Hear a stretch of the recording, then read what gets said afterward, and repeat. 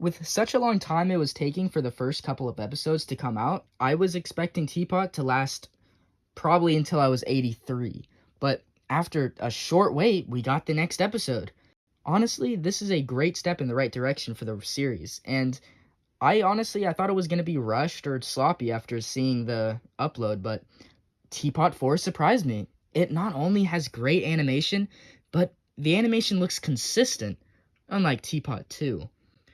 But besides the impressive animation, I thought the episode was the best of TPOT so far. The episode begins with a fun scene of Just Not playing yo-yo chess, and Pillow, absolutely hilarious in this. She is slowly becoming one of my favorite characters of the series.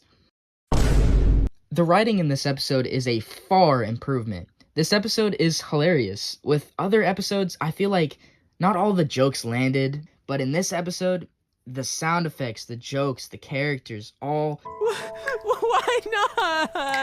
How are your tears flowing inside the bottle? Hey, two! When you bake a cake, decorate and take it to the players who are safe. That's how you know it's cake. It's steak. That was an absolute banger. Anyway, Team 8s begin their elimination, and Pin shows up worrying about someone being eliminated.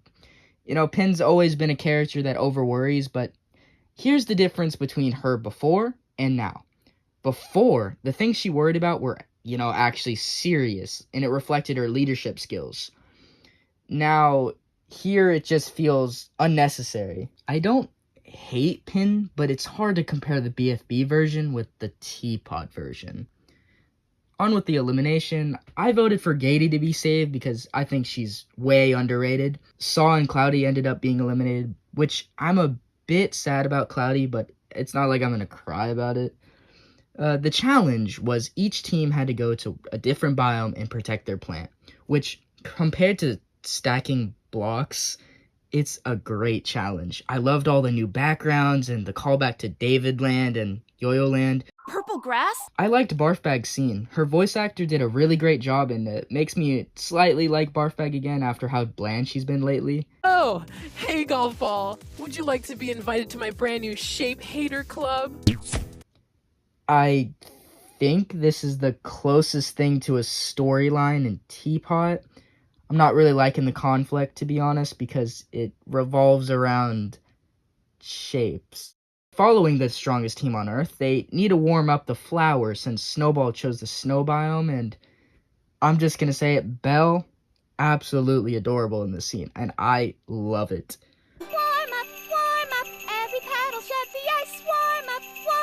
I normally hate when people say they find a character cute, like people who think Grassy is a good character, but I gotta make an exception here. Grow big and strong, plant, grow big and strong. In the next scene, Puffball was banned from the challenge, and I felt so bad for her.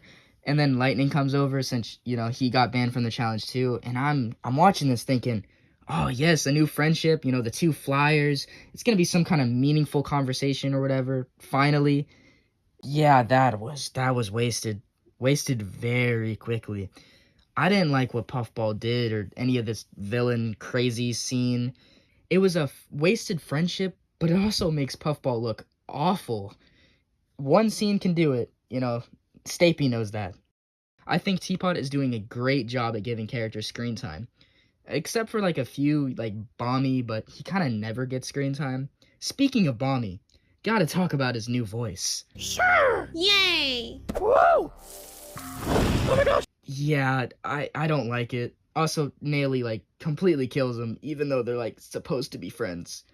Never liked Naily. Hope she gets out. The main conflict at the end of the episode is Puffball manipulating Death Pact again. It just feels a bit silly that the Death Pact again team is just... It takes the preventing death above winning. Because you gotta think about it. There is a recovery machine. No one permanently dies. Why worry about killing people when you can bring them back immediately? They end up losing the challenge because they wanted to save Ice Cube instead of win. And I just find it a bit silly. It's time to die. Hey, yo, Tree, are you good? Tree is about to reveal that he, secretly enjoys killing everyone. Something crazy. Oh, okay, not gonna lie, that scene actually scared me when I first was watching it. But overall, the David stuff was really funny. In the end, Just Not and Death Pact lost. I saved Pillow because I think she's been so much fun and... Grab the garbage, folks, and then grab Robot Flower. Why'd you say to grab the same thing twice?